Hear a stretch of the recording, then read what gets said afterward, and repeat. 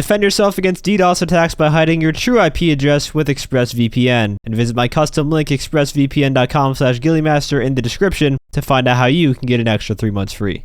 Hey everyone, and welcome to another GTA Online video here on the channel. Today I want to talk more about the payphone hit change. In my initial event week video that I posted a couple days ago, I said that the payphone hit change was a certain buff, just based on the amount of money you can earn per hour now with them. However, there were a lot of people in my comment section that disagreed with my angle on it and said that it's actually a nerf to payphone hits. So I want to just go into more detail with it and discuss both sides of the argument here, because after thinking about it more, it could really go either way. It just depends on what you like using payphone hits for. The main way I think about things in GTA Online is in terms of money per hour. That's usually how I gauge how good something is at making money. And when you look at it from that perspective, before the nerf, you could really only be making the initial 85k per hour because you can only do one payphone hit in that initial hour. But now that you can make 45k every 10 minutes, and I get the mission takes a few minutes too, so it's not really exactly every 10 minutes, more like every 12 to 14 minutes, but for the sake of consistency, we're going to say it's 45k every 10 minutes, which means you can do 6 payphone hits an hour and make $270,000 an hour just with the payphone hits. From a money per hour perspective, grinding these, it's a definite buff and a pretty major one at that.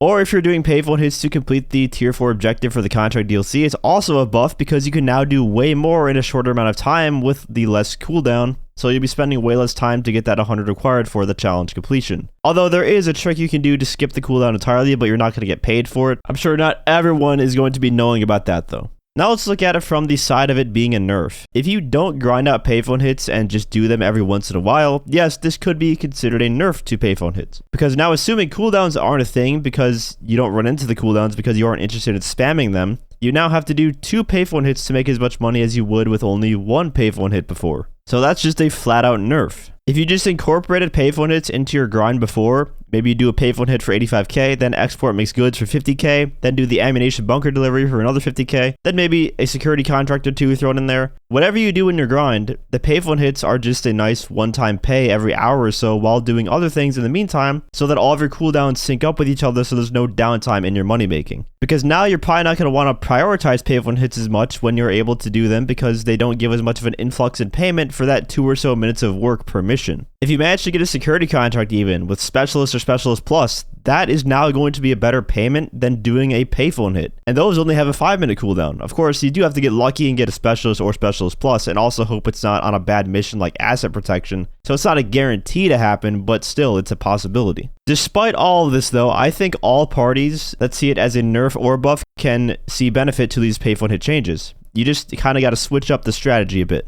What you should do now is treat these new payphone hits as you would a headhunter, because headhunter has a 10-minute cooldown and only pays about $20,000 for completing it, while the payphone hits now have a 10-minute cooldown and now they pay 45k. So it's just a straight up upgrade there. And I would argue they take about the same amount of time to complete on average. So anytime you're grinding, if you decide to throw in a headhunter, you should now throw in a payphone hit instead. And just as a reminder, if you start the payphone hit from the docks, you will always get a city location, which will help cut down the mission time overall. I do think there is a bigger discussion to be had about mission cooldowns though, like why are payphone hits being targeted so much? They were nerfed initially by bringing them to a 48-minute cooldown from 20 minutes, and now they're being changed again. When the Dax Fooligan missions pay out 50k and you have to wait 48 minutes to complete those. If anything, those missions should now pay 70k at least if the cooldown is going to stay the way it is. There are plenty more things that just could be rebalanced instead of payphone hits. Basically, every single free mode job should pay way more than they do now. Standard ground takes 20 minutes to complete and you make 30k for it. The mission specific to each of the free mode special vehicles like Fortified, 10 minutes of work for what, $35,000? Pretty much anything else is more worth it than those at this point. And you not only have to own an import-export warehouse, but you also have to own the vehicle itself to start those up.